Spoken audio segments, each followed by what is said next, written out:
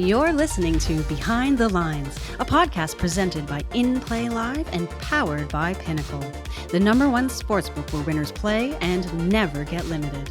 Go to pinnacle.com/InPlayLive to sign up and get in the game.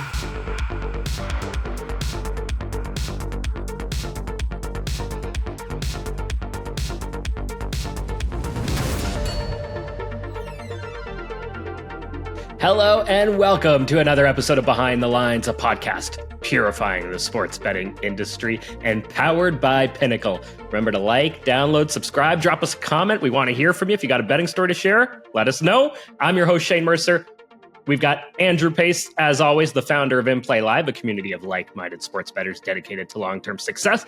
And on today's show, we have the founder, owner, editor of the Smart Betting Club, Pete Ling. Welcome to the show. Glad to have you.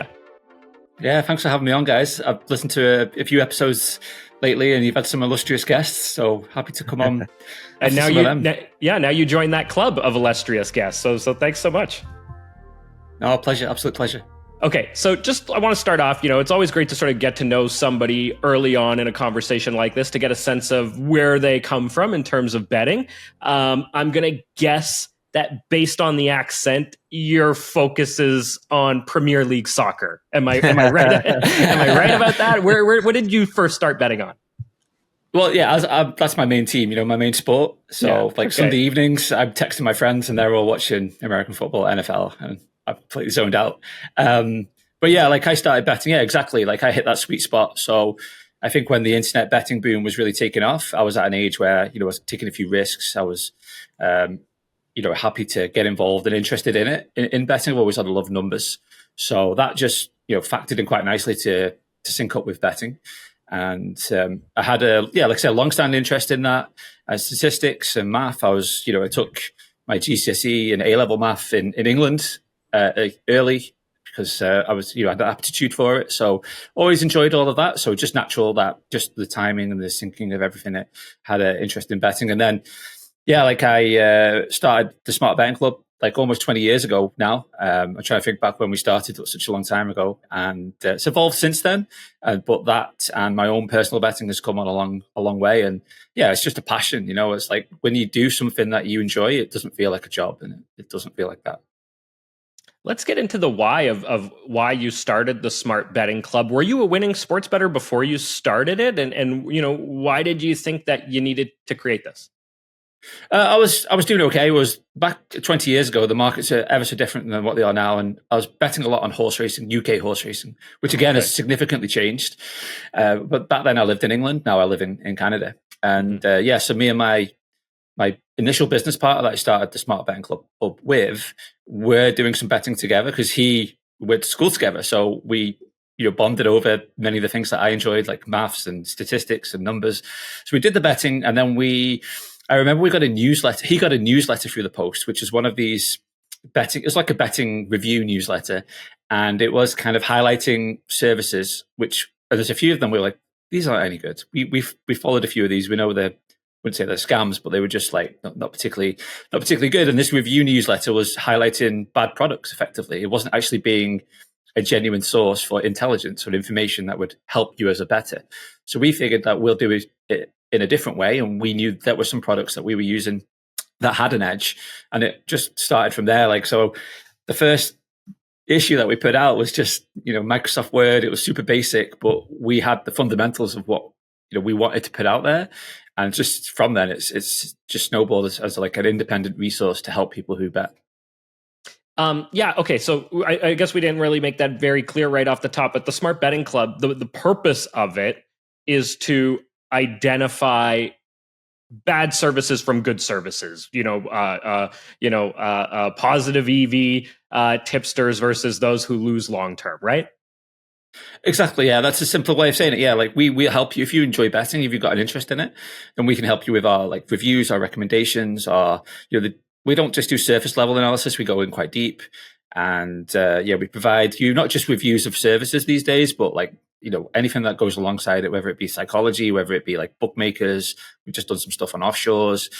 We've done a podcast with someone who's a sports trader for a crypto firm. So we're trying to keep our finger on the pulse, give people anything that pushes themselves forward, their own betting forward. So yeah, we're there. So if you have an interest in that and you're looking for someone that you can trust and think, actually, these guys, shortcut, they can help me figure out what's good and what's not. Like, yeah, we do that.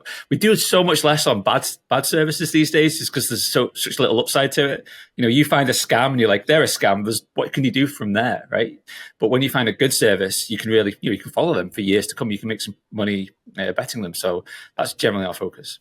I wanted to ask you about that because it's like, I imagine you come across a lot of shady shit. Yes. Yeah, you don't have to go far. Just open up X, and you'll find you'll find plenty. I mean, yeah, you got all these people out there, like you mentioned, on X, Twitter, Instagram, any kind of social media that are, putting pics out there on a regular basis. And, maybe they're tracking stuff, maybe they aren't. I mean, there must be so much bad out there. But I would also imagine that the people that invite you to come take a look at them believe that what they're doing, yields long-term positive value. Yeah, exactly. Generally, those people that want us to come and investigate what they do know that they have something substantial of use to offer. You do get the occasional person who thinks they're better than they are, and when you get down to it, they're not quite as good. We had one recently like that. And then you have to publish that and, sorry, but, you aren't actually that good. And we should probably tell people.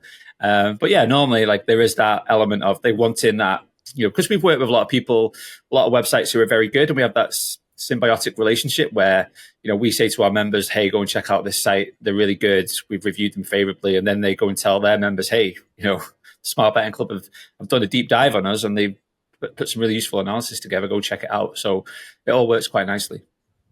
What does it look like when you go in and somebody does invite you in? What would, what does that whole process entail? How long does it take? And how much, I guess, how many files are you looking to gather from people? It sounds almost like it would be like a forensic audit almost. Yeah. Well, you hope it's it would be, right? Yeah. It is. You're right. We have an actuary who works for us. So, he loves data. He loves big data. And we just got one, actually, just 2 months worth of data. I think there was 78,000 bets within this data site. So, sometimes those are the challenge, but we like that. This guy who runs that service was apologizing. I was like, hey, this is great. We can really get into that. We have the ability to analyze that kind of big data. So yeah, there's often a lot of that, looking at the records. That's the first port of call, and just seeing, what they actually do. And then also the practical issues of following a service. If you follow a good expert, they are going to impact the markets at some level. Whether the speed of which will vary, and that obviously depends on the size of the market, how good they are, etc. But they will. So you really have to get a sense of like, is it still practical to follow? Now, if you're chasing steam, you might have 30 seconds, and that's part of that particular game, right? And you have to know that. You can't complain. But if you're following some markets where a tipster is putting up a certain odds as being accurate and logging it as that, and you're getting 10% worse regularly, even though you're super quick, like that's the type of thing that we'll get into. So it can take time, and it all really depends upon the volume of bets, the amount of data that we have, and yeah, just getting a true sense for ourselves to get under the bonnet of, to get under the hood of the service and work out, how it actually works. So when we write a review, we can do so with experience rather than just read the sales material. We can actually explain it ourselves. Do you come across a lot of people that are, they invite you in, maybe they think they're good, or maybe they know that they're not as good as they say they are? And do you find people trying to fudge their numbers, or, sort of cook the books, so to speak? You do, but we kind of get to the bottom of that quite quickly. So less so these days, but it's funny. We reviewed a service recently, and we found their edge was just based on boosts, like just concessions and stuff like that, which most people haven't got, and they weren't making that clear. So sometimes that's what kicks in, right? You go look at it and go, you couldn't feasibly follow this. I mean, I think of other services whereby they had one really big parlay bet that hit, so their record looks phenomenal. But then you dig into it and you go, actually, they had this ridiculously unlikely bet that landed 2 years ago, and they're still trading off of that. So Most of the time you spot that from a little while out, but sometimes when you get into like the service with all the concessions, you really need someone to strip it all down, to remove all of that, to get it back to fundamentals, and then go, okay, there's no edge there, and that can take a little while. But yeah, most of them are scared off, I think. You know, you mentioned sort of the people out there that are just doing this based on boosts. I see a lot of that these days. You know, as I'm looking around, people, oh, you know, this bonus promo here, or you got to take advantage of this over here to get the odds. And you see a lot of people either posting a hit rate or posting a plus certain number of units over a certain number of time, maybe a week or a month or something like that, or because let's say the NFL season where we're 4 weeks or 8 weeks in, 9 weeks actually, maybe just posting what their NFL record is so far. I guess what I'm trying to get at is here, what would you advise sort of people who are looking for a betting service? What should they be looking for, if they're going out there and they're being bombarded by all these different things and they want to find something that works? Well, just look at the overall record. If a service doesn't have a record to show, if they're just telling you, oh, we won 8 out of the last 9 plays, well, you just know the 10th one didn't win. The 10th ones didn't win. And yeah, get into the record. If they're saying we've got an 80% strike rate this month or whatever, like what did they do previously? Look at long term. Go look at for 2 years, 3 years, 4 years. The more data you have, the better. And it's not that difficult to present that information. You don't have to go and look at a spreadsheet. Someone can just, here's a number of bets, here's how much we've staked, etc. And then the key metrics I look at is like return on investment, how much the ROI actually is on the edge actually you would have with that service long term. And if you can look at annual results, if you can look at how it breaks down, so you can also see, like say you're following a golf tipster, right? A golf betting. Now golf, you might have a 2% strike rate, whatever it might be. So you could have a couple of winners. And I've seen this before. I had a golf handicapper, golf tipster, like in May, I think it was. They had 2 winners, like back to back to one tournament 1 week, 100 to 1 winner, whatever. Next week, another 100 to 1 winner. And they were giving it, all kinds of promotion online. But actually, if you looked at their record going back 2.5 years, they were just about break even. But you wouldn't know that. So when you ask for that kind of data, and they, and if they don't have it, you have to question why, because any good expert or service will have an idea of their edge. Even if they don't publish it, they'll have an idea of it. They'll have a record of some kind that they can show you. And if they don't, I think that's a big red flag straight away. And if they're just quoting you out of context, short-term statistics, I think you know what kind of site you're dealing with. I love that example that you used there because, they hit 100 to 1 twice back to back. You go back and look at their entire thing, their entire record, and it's break even, which means if they didn't hit even one of those 100 to 1s, they're losing bettors over the long term. Exactly. Yeah, exactly. And it's just like a simple thing that you can do, like you can just ask that question. And if even on X, a lot of these people just say, oh, what's your long-term record? Great. You've boomed. I don't know if people boom a big win as much. But like I know that's quite popular in certain parts of like the internet. I would then just talk about the winners, never talk about losers. And that's important as well. You've got to have some losers on there. Otherwise it looks fabricated. I want to say this in the nicest way possible, because I think you're a great guy, Pete, and I love what you're doing this work. But you must have a lot of people that don't like you. No. Have you met my wife? No. You must get into it though with people, right? Like people that want to, contest your findings or dispute what you're doing, or you must get a lot of blowback. Not as much as you'd think, actually. Not as much, just because we do less on like unveiling scams because they're so obvious and there's such little upside to it. And again, like perhaps a lot of crap that comes from it. But yeah, like you get idiots just like you get in any walk of life these days, especially on social media. I just hit the mute button, the block button, and then they're just shouting into the void. So good luck to them. Yeah. I gotta jump in here because it's really interesting that you bring that up. My first reaction about the whole scam side of things, and Shane, you saying like, people must not like you or you must deal with a lot of junk and filth in the tipster industry. None of those guys, I don't want to say none, but the majority of those guys are not going to come and try to validate themselves at a service like this, because they know that it won't stand up. Pete, they probably would just try to offer you some sort of a deal for you to promote them, and then you'd probably pass on it. Almost. Well, do you pass on it? All the time. Yeah, all the time. Get emails saying, "Go if you get behind I'm doing a special promotion for this month or whatever. I'm doing like a special deal ahead of this particular betting event. We'll offer you 50% cut." But it's important to state, like, we are independent. So if we were to review any service, it will be based on the fact that no money has changed hands. So if 100 people go and join it or nobody joins it, we don't actually know. It's funny, you get people come to us and say, "How many members can you send to me?" I'm like, well, it depends how good you are, but I don't have any control over that, right? If it depends, it goes down to how good you are, the edge in the market, the interest in it, and then people will come to you if you do have that. So the best service that you've ever reviewed, let's just say you sent them 100, 1,000 people, whatever it was, you didn't receive $1 in compensation for having those people go and join them. Yeah, exactly. There's one site that we have like discount codes for. So if you're a member of our service, you get a discount on this.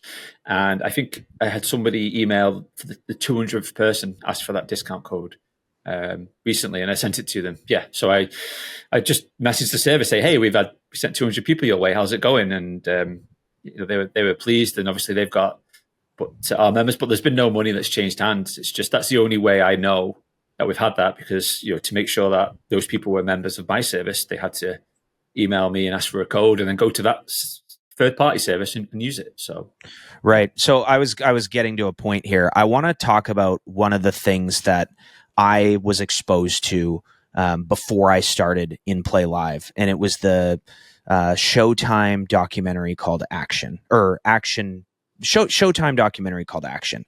And the reason why I bring this up is because the market itself almost craves that degenerate scamming tipster. And it's awful. And I don't know how to get rid of that. And I think that your service is phenomenal from the standpoint of being able to weed those people out. But we're talking about the people that would never come to your service in the first place, both on the tipster side and on the actual consumer side. And it baffled me because it was so obvious when I watched this documentary that Vegas Dave, I don't know how the hell he got put on this damn thing, but he's sitting next to freaking Bill Krakenberg. He's sitting next to Bill Krakenberg. He might as well be sitting next to Billy Walters in this documentary. And it's like, how the fuck is he getting this level of exposure as someone who is one of the biggest con men in the industry? And it shocked me. So like, what's your take on the industry from what I just kind of said? Like, are you still seeing that kind of stuff happening in the industry, and are people successful with it? Unfortunately, yes. And for how long? And for how long? Like, how long does it last for a guy like him?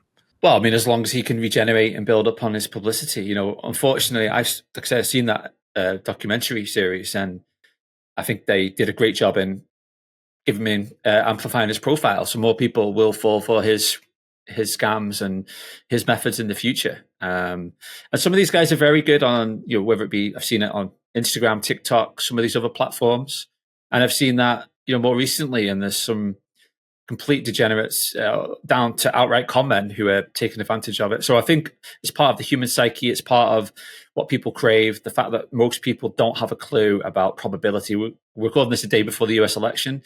How many people are going to be putting forward opinions based on, the betting markets are wrong, or these polls are wrong, without a actual understanding of probability and what betting odds actually relate to?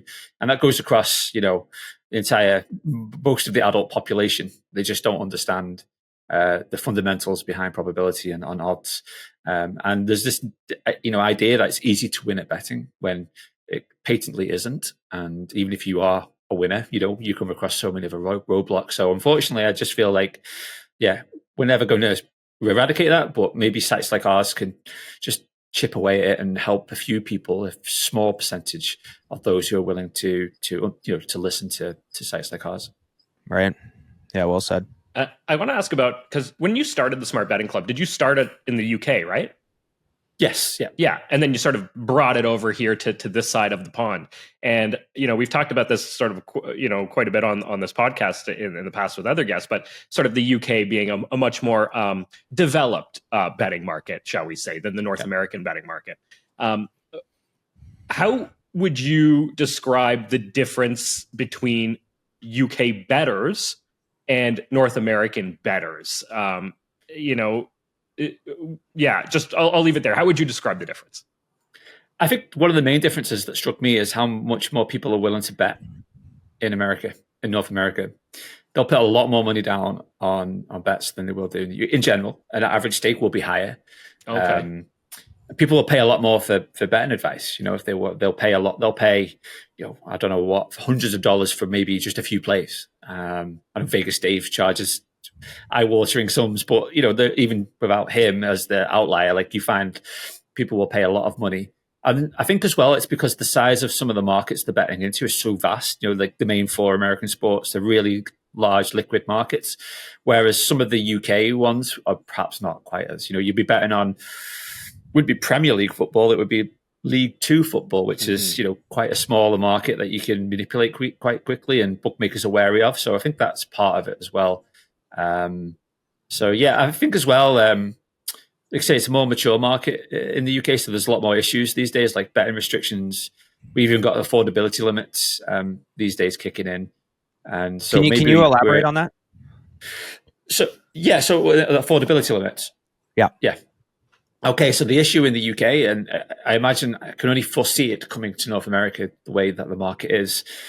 There's a strong anti-gambling lobby in the UK, very much caused by bookmakers taking advantage of people with VIP programs, encouraging people to lose far greater sums than they should be able to lose. And the knock-on effect is tragic. Sometimes, it's suicides and people's lives ruined. So that's the narrative, and that's quite a strong narrative. And what's happened since then is that there's been a consistent pushback against all forms of betting that is bad, rather than just tackling the root causes of these issues. For example, bookmakers behaving badly and trying to have a regulator that oversees it and makes it fair. It's still imbalanced, and there's a pushback against all betting being bad. So we have to limit how much people can lose. So there's a deposit affordability limit. Might be, you open a bookmaker account with Bet365, you can't lose more than £500 in a month. So what would be that? 800, 700 US dollars? Yeah, 900 Canadian, something like that. So you can't lose more than that. So it limits how much you can lose. For every user? What if I can afford to lose that?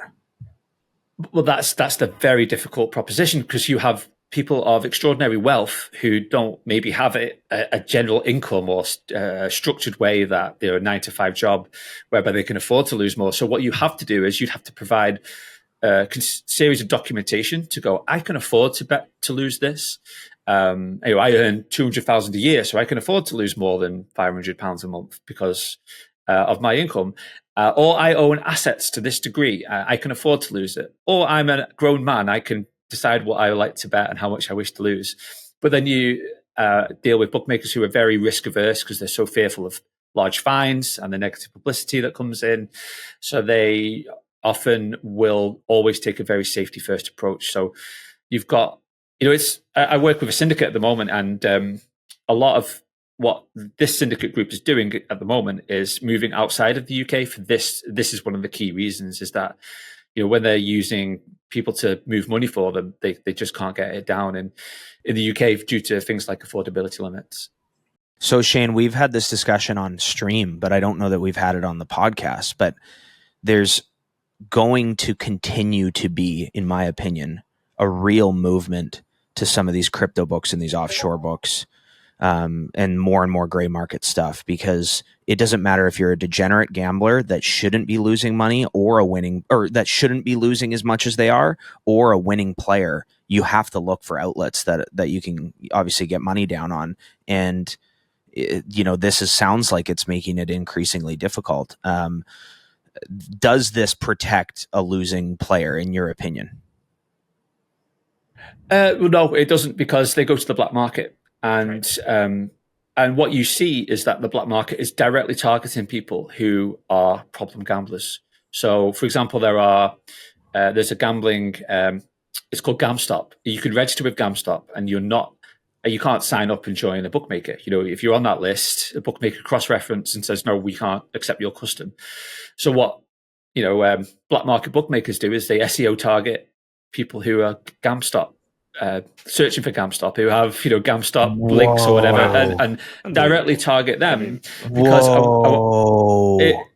Because there was a report out, I think it was earlier this year, I was researching it, and it showed the direct targeting of people who had problem gambling issues. Do you think by someone like black market myself firms. could sign up for the GamStop thing in the UK so that I would be targeted by these books?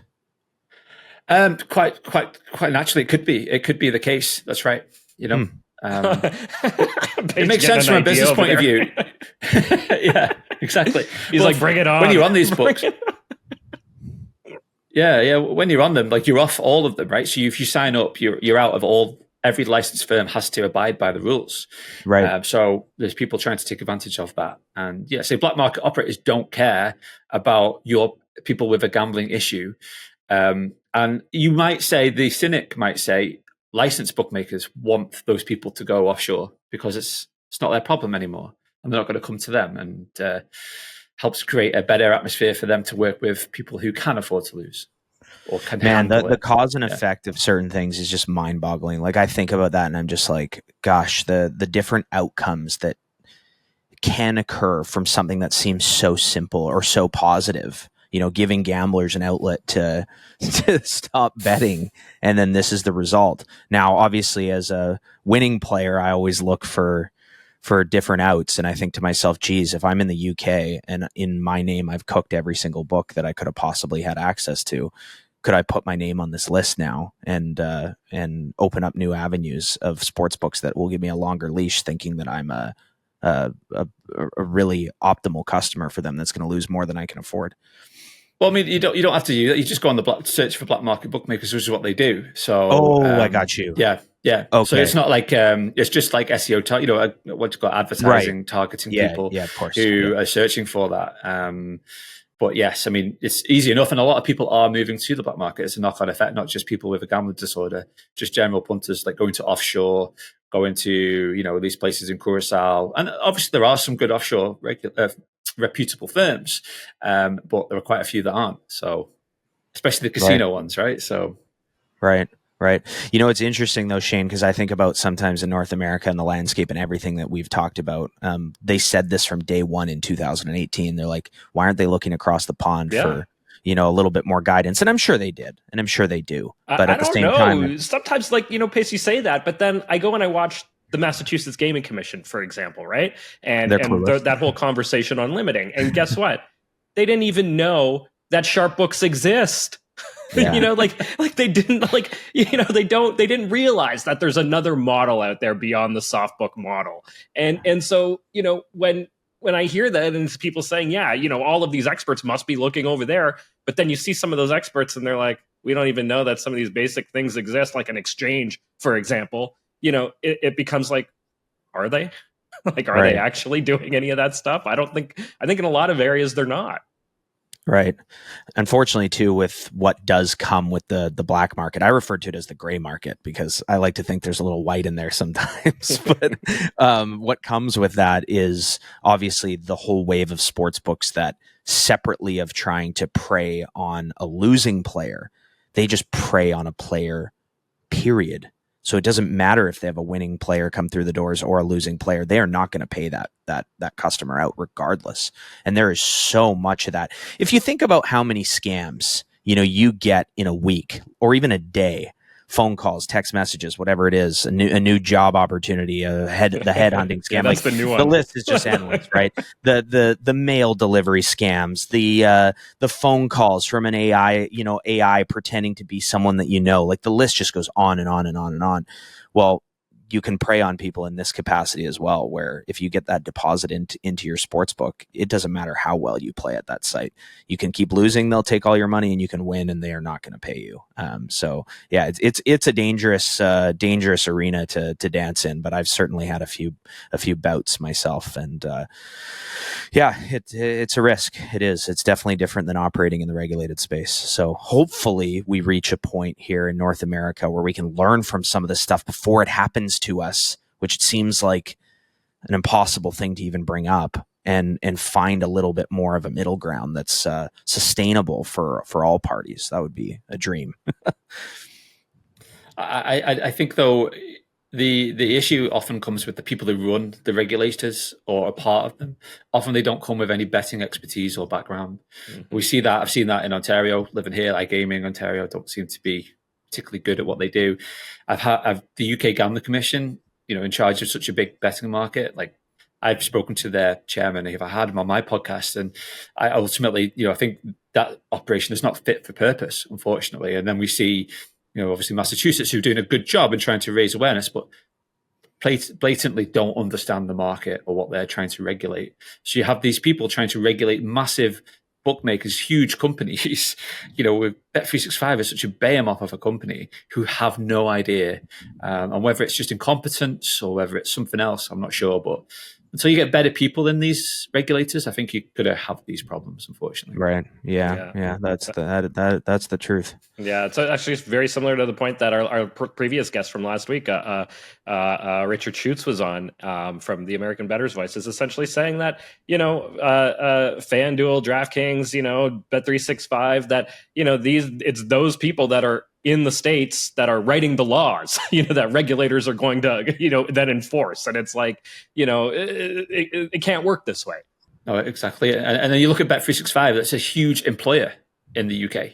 Yeah. A huge employer. Yeah. So you got to, you start to try and challenge and clamp down on them. And suddenly you've got all these people going, hang on, we have to be careful. We don't want to send them outside of, where they are right now or the country or whatever. We have to be careful because it's such an important, important business for the UK. Yeah. I want to bring the conversation back a little bit to betting, specifically the Smart Betting Club and what you do, Pete. You mentioned sort of at the beginning of the interview that creating the Smart Betting Club helped make you a better sports bettor. How many services do you subscribe to, and how many do you use, or do you not use any, and you sort of just do your own thing? Yeah, I use a few now, but I more than these days I'm heavily involved with a betting syndicate, so I work with them. So. Okay. That has taken my focus. So I still do use a few, and I have a few people that work with me as well who use a few others. So not to say my eye's not on the ball. It's just that I'm not using them as frequently as perhaps I was a few years ago. So for my own personal betting, but because I work with the syndicate as well, I get a real good sense of like how the profitable betting world is working.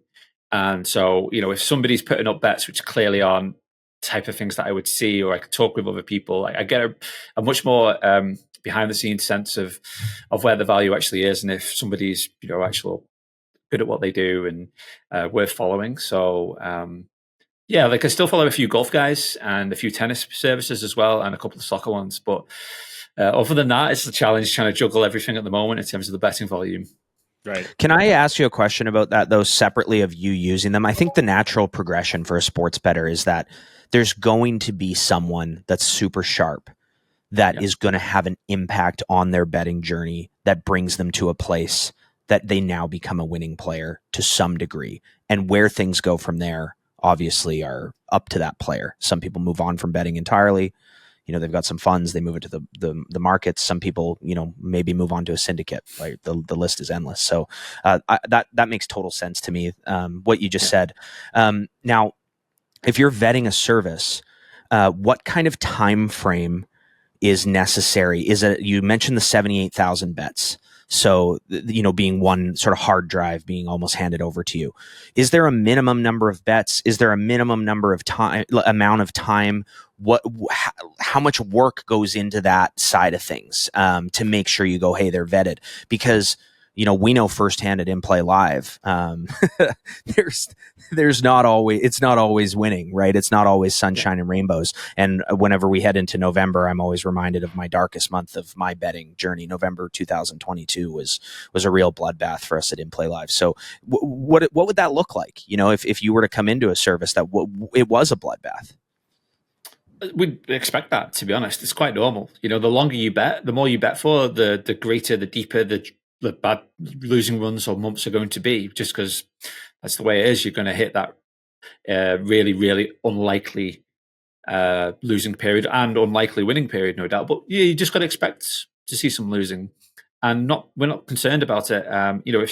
If we follow, let's say, a golf tipster and it has maybe a slightly losing year, it doesn't really matter, because sometimes you're looking at maybe they're only betting on the PGA Tour. They're putting up 3 or 4 bets per tour. How many tour events are there? 30, 40 a year? So really, there's not that many in the scheme of things when they're hitting a 2% strike rate. So short-term losing is not a problem. and we expect it. And actually, if we saw, a service we went to review and we just saw, it was only sunshine and roses, and it was just a graph that went constantly up and seemed a little bit unlikely, we'd probably say, well, do you know what? This doesn't, from our experience, nobody's beaten the market this well. It's what's going on here. So, we sometimes smell a rat when we see something that's a little bit too good to be true. So, wow, losing's part of it. Losing's part of the game. We all have to get used to losing. So, yeah. Okay, so now let's say I paid for your advice and I joined this golf tipster, and he has a losing year, because I like that you referenced a year as short term. In the investment space, a year is as short term as it gets, pretty much. Obviously, there's day traders, but when you're buying a stock to Warren Buffett style value investing, a year is as short term as it gets, right? From a betting standpoint, I would view a year as long term personally. You month to month, like a month is a long time in our style of betting, right? Everyone's of course different. The golf reference is obviously super relevant there, where you might not have a big sample size. But I'm a member subscribing to your service, and I just had a losing year following this golf tipster that you recommended. Have you guys had to deal with any backlash relating to that kind of stuff, and how is that handled? Well, Joe, all the time, but we try and educate members on what they expect. So with, for example, a golf service, you might, you need a patience. We have ratings. We provide ratings to the services. We give a patience rating. We might say 18 months to 24 months on average. And in the review, we'll explain why. So this is why, because it has a 2% strike rate of winners and 10% strike rate of placed bets. And you're only placing 120 bets a year, 150 bets a year. So just look at it from the probability standpoint. Like, you are going to have these runs. We put in like Monte Carlo simulation information into the try and provide context to it to explain what the ratings mean and how you should view it as a better. So you can get a sense of like, what's my likelihood of a losing year? Right. And it could be 30%. So if you've followed the service for 4 years, well, you should have had one by then. It might be 5% or 2%, at which point you might think, okay, is there something fundamentally wrong? Or is it just 2% chance this do happen, right? Just as we see golfers win at 2% strike rate. So just to provide all that context and information, and if someone wants to react, oh my God, I've had a losing year, and I'm like, well, what did you expect? We outlined what to expect, and we can't fudge the statistics. And it comes down to, sometimes if you're following something which is high risk, it is high reward, but it is high risk, right? So you have to have that in mind, and maybe you need a portfolio, you need to spread things around. So, go and bet on, if you're the equivalent would be in a stock market, go and bet on developing markets, or, like more high risk kind of stock market options, and then go buy some bonds or some gilts or whatever, and just get the safety, the grind, the 2-3%. And then if you want to shoot for the moon with some more higher risk stuff, then add that in, but don't expect that to deliver on a regular basis. So that's generally how we try and frame it. But sometimes you're dealing with people who are passionate and a little bit emotional when it comes to finances. Yeah. Oh, well, sometimes, right? There's a reason why everyone sells their stocks in 2008, right? There's a reason why the market, why it was some crazy statistic, like more people sold stocks in 2008 combined than like the previous decade altogether, or something like that. And it's obviously the absolute most optimal time to have purchased stocks in our lifetime, essentially. Okay. I think it was called a patience review, or a patience. What was it?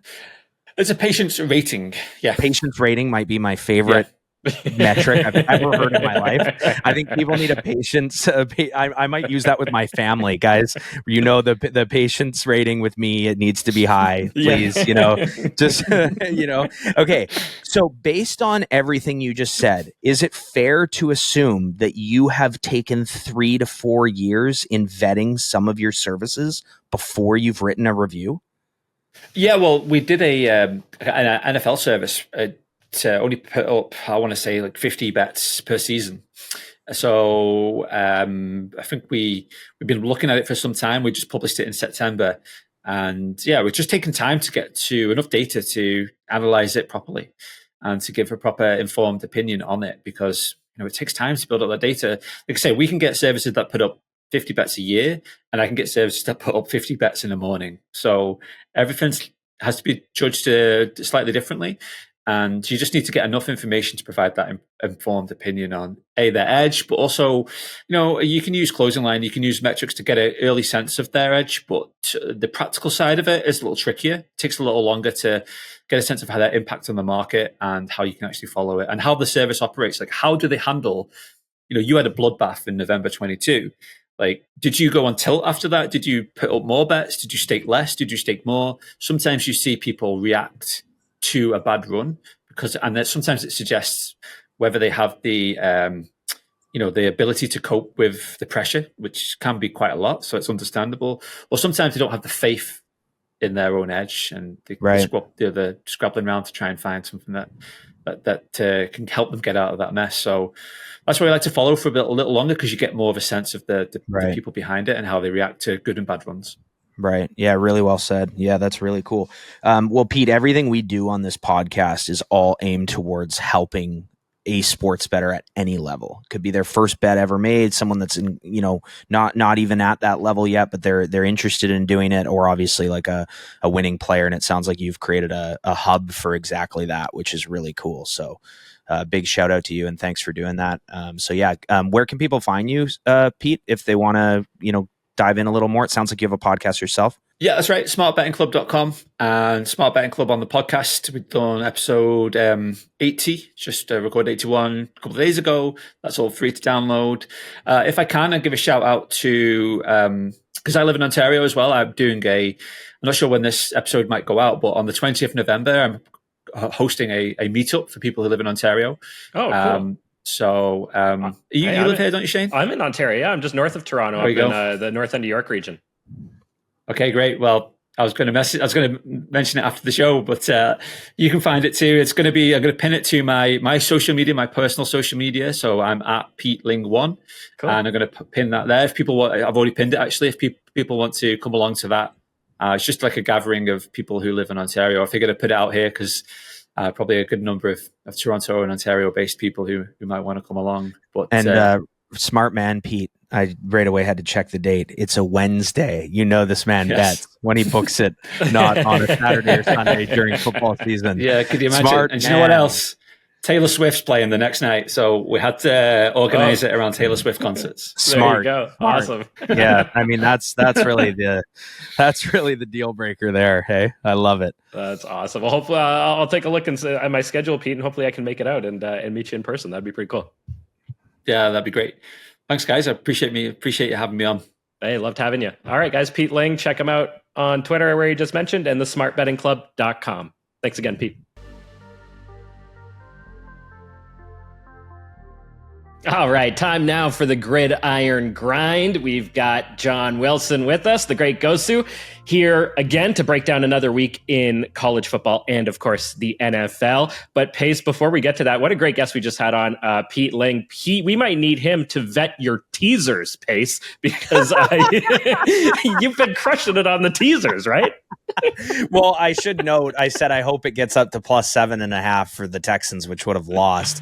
But thankfully, by the time it aired, and for me, when I bet it on Wednesday, a lot of people had plus 8.5 on Houston, and my leg pushed. So plus 8 pushed, and I won the other two. So that's 3 in a row for me now. So yeah, teasers are becoming my lifeblood here, and I think I'm gonna change badge of honor that I'm now a professional pregame bettor as well. But if he's vetting anything, I think the sample size is a little small. But yeah, we're gonna try keep it going. Hey, we'll build the sample size and we'll see how it goes. All right. Well, let's kick things off on the college side of things. What are we looking at for this upcoming week here, guys?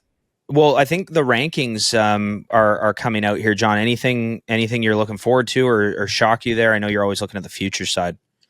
Yeah, I always I do my own projections, for what the rankings, what I make my rankings, which are obviously very different from where the AP poll or even the coaches poll has.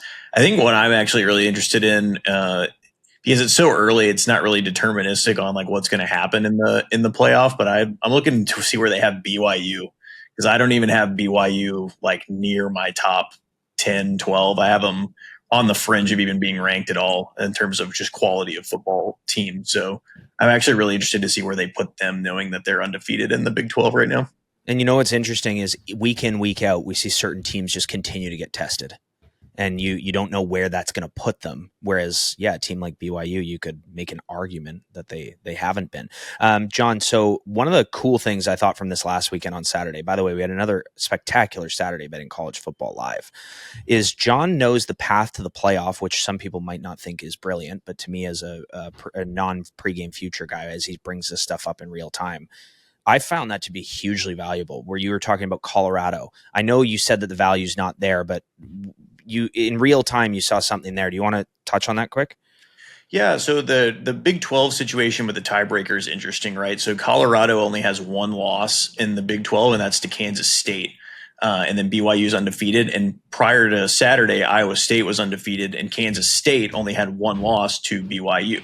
Well, Kansas State and Iowa State both lost, and Colorado was going to be the odd man out in terms of the tiebreaker. Like, they basically needed a lot of help. Well, they got a lot of help. So live, I was talking about, guys, we need to look at, if you have anything that's going to open here quick, I would check Colorado odds to win the Big 12, because now they still need a little bit of help with the tiebreak situation. Like, I believe if Iowa State beats Kansas State in the last week, they're going to win the tiebreak over Colorado unless some weird things happen elsewhere in the conference. But, BYU could get two losses. Colorado is going to be favored in every game for the rest of the season. So, it's just, you got to keep an eye on some of those things as the week goes on. I know last week we snagged Western Kentucky to win the Sun Belt, Conference USA. I think we got 3.2 on that. They're now basically even money just a week later. So it's really important to get those at the right time. Nice. So just kind of circling back with that stuff about Colorado, isn't the liability to the sports books with Colorado making a run like insane? It's probably why the price has not really been there. I bet it a couple weeks ago, but I was really just interested in them to make the playoff. And I was just thinking that Kansas State might beat Iowa State later, and that BYU would actually drop a couple games. So I do think BYU is still one of those teams that they could just lose every other game and it wouldn't really shock me that bad. So it's just, trying to find the value where it is. But yeah, you can see it in the price. Like, I make the fair price about 350. It barely got to plus 300, like when after the two big losses there for them. So, okay. Sounds like the door's closed. No question in my eyes, the most exciting college football season of all time, just from all the way it's transpired combined with the playoff. I love what they're doing. Yeah. Any jump out games, John? Well, so I did on Colorado before we go to there. I would say Travis Hunter to win the Heisman, I think, has a lot of value, because I think he can win no matter what, even if they don't get to the conference title game. But if they do, I think he's almost a lock, assuming he still has a couple big games, because they'll be on that, like the spotlight there right before the vote. So yeah. What's the price on that guy?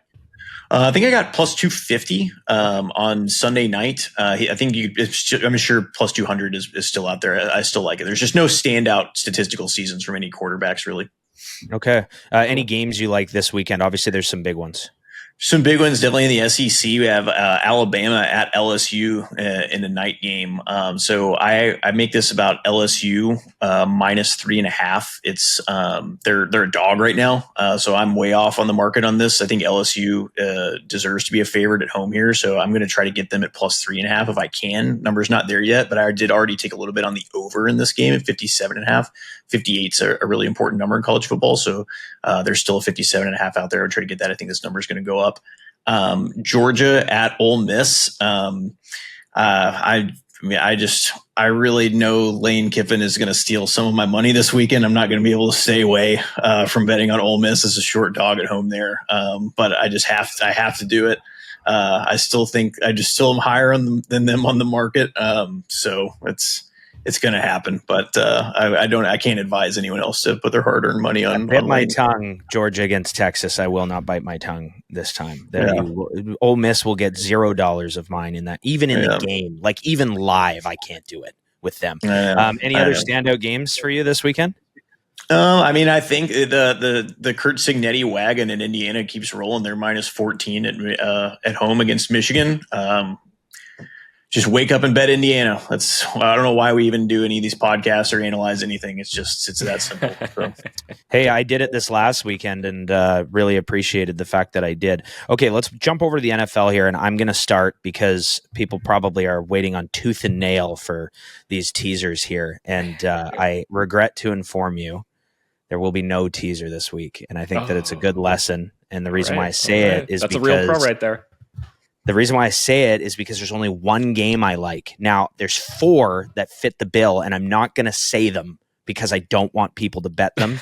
And the reason is I can't do it for one reason or another.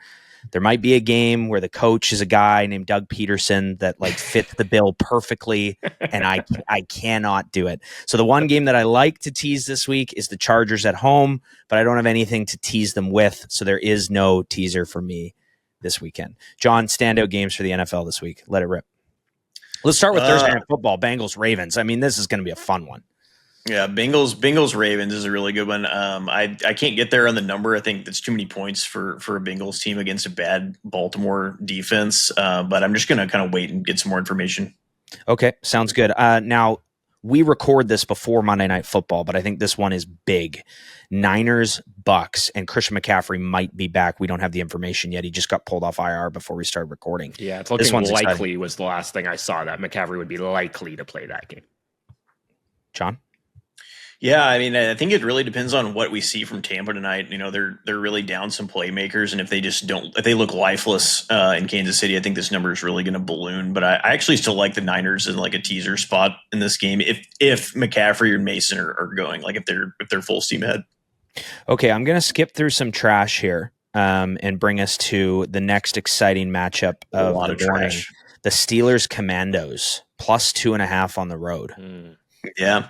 You know, it's tough to not take just back the Commanders. I definitely had some Giants money last week. A couple failed 2-point conversions cost me on that one, but I still think I had a good bet there. I'll probably be back in the Steelers again. Mike Tomlin's just the most profitable coach, both straight up and against the spread as a dog in NFL history. It's really not even close. Whoa! So wow, I can't. The Commandos are our guys. He's 10 units more profitable, I think, as an underdog against the spread than any other coach in history. Wow. And see, again, this is why I'm not a pregame bettor. I just could not take the Commandos at minus 2.5, but I'll just bet them live, as I always do. Yeah. Okay, we're going to pass through some more dog shit here, and we're going to jump straight to the Jets against the Cardinals. And the reason why I bring that game up is because both these teams now have a little bit of momentum. Yeah, this is an interesting game. I make it about a pick. The Jets side is plus 1.5 out there. You can find it. I actually went ahead and put them in a teaser just to get that 7.5 locked in on the 6-point teaser because I think that line's going to move back close to a pick and it might get kind of swatted around that 1 range in there. But I think it's just where it is. So I don't really have a play in this game. I just like getting those points, even though it's a little bit of a higher total for that. Sunday Night Football, Lions -3 in Houston. Yeah, that's a fun game. I bet I have a little bit on the Texans plus 3.5. Man, betting against the Lions again, John. You're back for more pain and punishment. Yeah, I know. I had a rough week last week as favorites. I think went 11-3 against the spread so far. Not great for me, but hopefully this week is a little bit different. I think there's just value on the number. I make it Lions -2.5, so I have to take the other side of that number and hope it gets down to 2.5, and I can get a little nice middle there too on the other way. That actually is a good point. So some people will base someone's pregame off of whether the bet won or not, which is short-sighted. Some bettors might base it off of the closing line value. So when you had bet the Packers last week, you had +4 and the line closed at -2.5. So you could have taken a middle in that spot. I look at that and I go, geez, I could get the Lions at -2.5 when it was -4. And I still didn't bet on the Lions until the game was actually on. And then we were able to capitalize on that game to a certain extent. Monday Night Football, Dolphins at Rams, +2.5 and a total of 50.5. Yeah, interesting. I still think the Rams are still slightly undervalued. I think week after week they continue to be. I make it 3.5, so I definitely went ahead and took some Rams there. So yeah, nice. Yeah. You that was one of the ones you nailed last week. So yeah, keep riding the Rams. You know what's crazy is that team. Like you go from basically being right at the top of the division to, being in a spot where you're throwing in the towel. I still can't get over that. Any other games that you think are notable there, John, that I missed? I mean, there's There's a lot of trash this week. I mean, it's, there's some interesting, like maybe underdog money line type spots, like the Saints at home against the Falcons just fired their coach.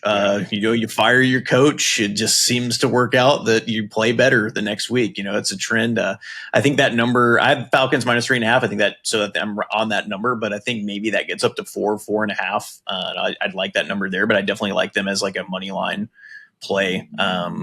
So that's probably the only one that really sticks out to me. That and maybe the Chiefs game, Denver. I could see maybe the Chiefs being, if they really blow out the Bucs tonight, that number may go to double digits, which I think is probably too high. But I also think that the Broncos are just not good. So it's, we'll see. But I think they're a great live betting team to get like a big plus number on, because they just don't stop trying to score to the end. So. Any futures in the NFL that you're looking at right now, given the scheduling and strength of schedule ahead and what's going on with all the teams that we've touched on? The Rams number is still good for the division. It's like that division is just so up for grabs. And again, like I said, they just keep being undervalued. They get the Patriots next week. So like I said last week on the pod, that take them before they play Seattle, because I took them again. We said the week before, take them then before. It's just, I don't think the market's really catching up. So I still like them to invest if you can handle any more. And then also Pittsburgh. I keep investing in Pittsburgh to win that division as well, because you get one of the Bengals or the Ravens is going to have a loss, even though the Bengals are pretty far out of it. They're not totally done. Whoa, hey, easy. The Steelers are short underdogs, and we think that they can win outright. So Tomlin is almost 500 as an underdog all time. So sounds like you're riding. I'm riding. Riding with Russ. Love it. All right. Well, John, thanks again for coming in and breaking the slate down for us. We'll have you back again next week. I think our audience is really enjoying this. I've gotten some great feedback on it. So we'll keep riding here on the pod. All right. Till next week. Peace. John, sports bettors around the world, keep beating those books. Pinnacle.com/InPlayLive. Thanks for tuning in to another episode of Behind the Lines. Remember to like, download, and subscribe. We are on YouTube, Apple, Spotify, and everywhere you get your podcasts. Have a betting story or want to be featured on our podcast? Drop a note in the comments below. And if you want to join In Play Live, use promo code Behind the Lines.